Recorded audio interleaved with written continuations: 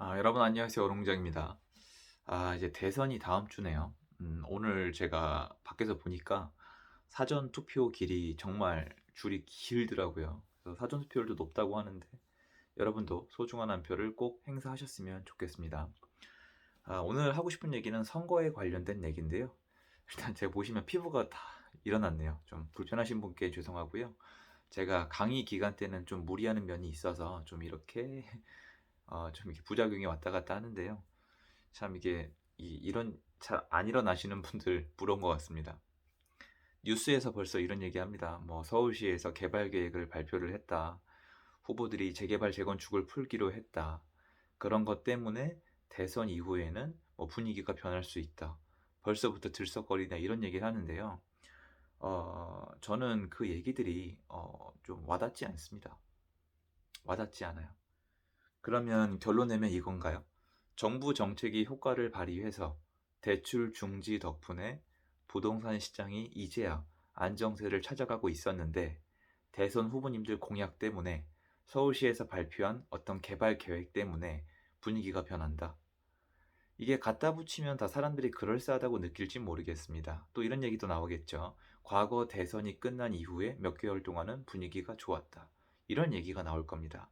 이거는 어떤 사이클로 주기론이랑 똑같습니다.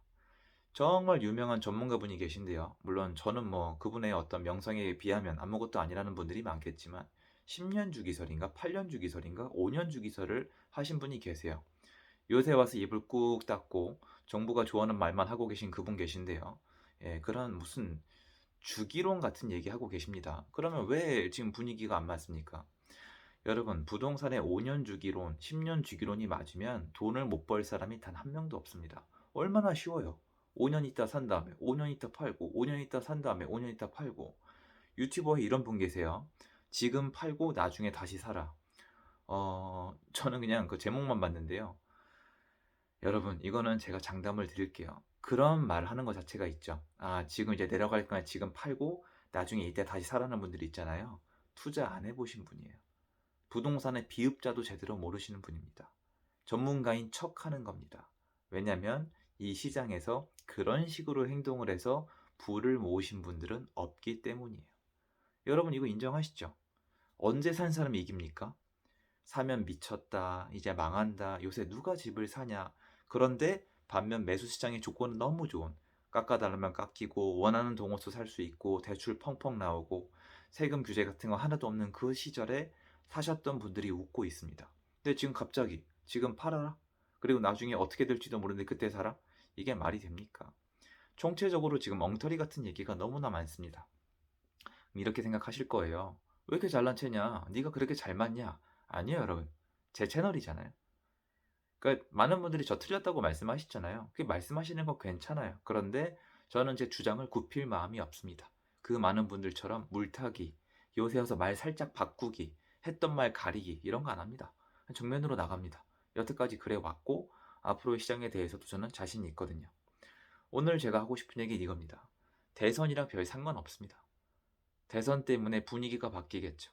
대선 때문에 분위기가 바뀌면 그 분위기가 바뀐 건 사람들의 심리에 영향을 미치겠죠. 사람의 심리에 영향을 받는 시장은 따로 있습니다.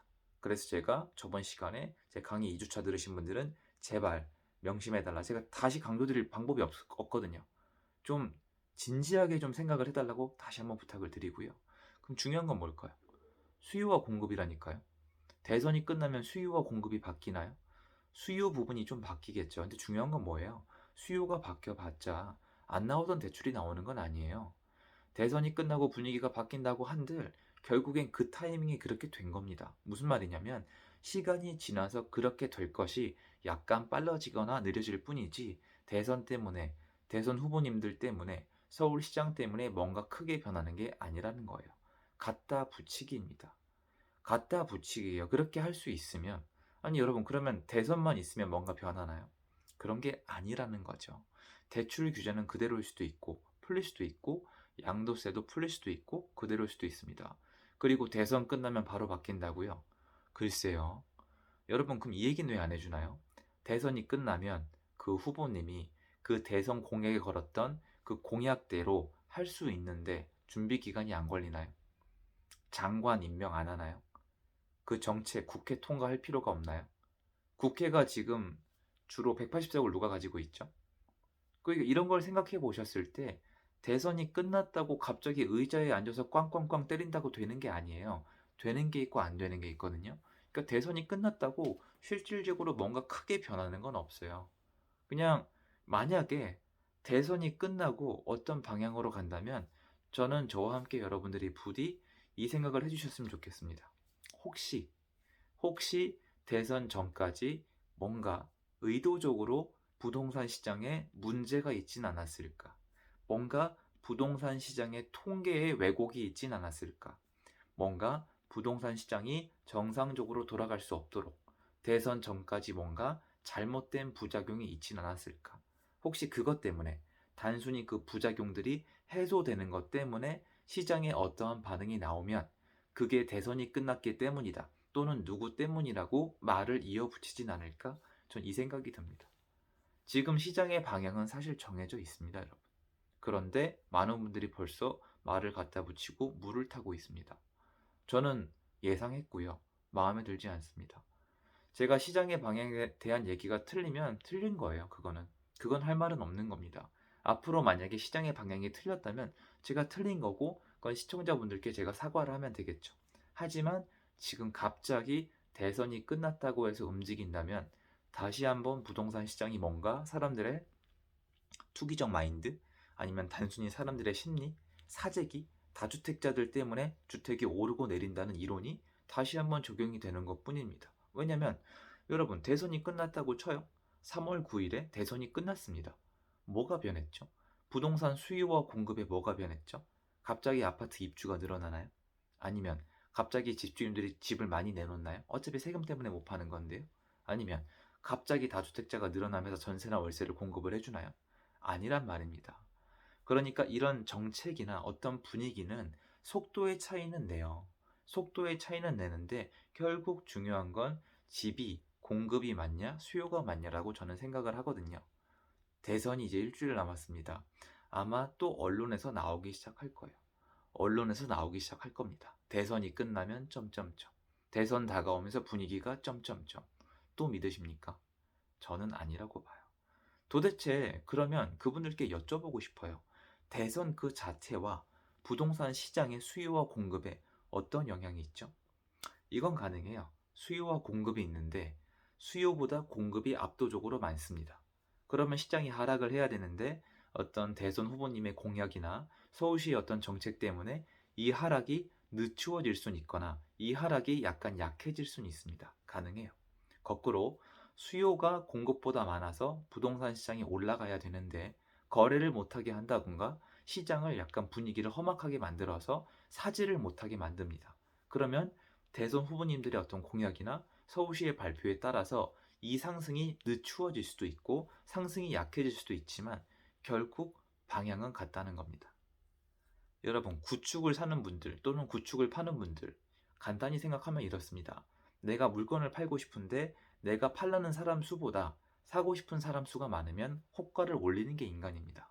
내가 팔고는 싶은데 사고 싶은 사람이 없어서 내가 팔 수가 없고 빠져나갈 수가 없으면 호가를 낮추는 게 인간입니다. 그런데 지금은 이것도 안 되고 저것도 안 됩니다.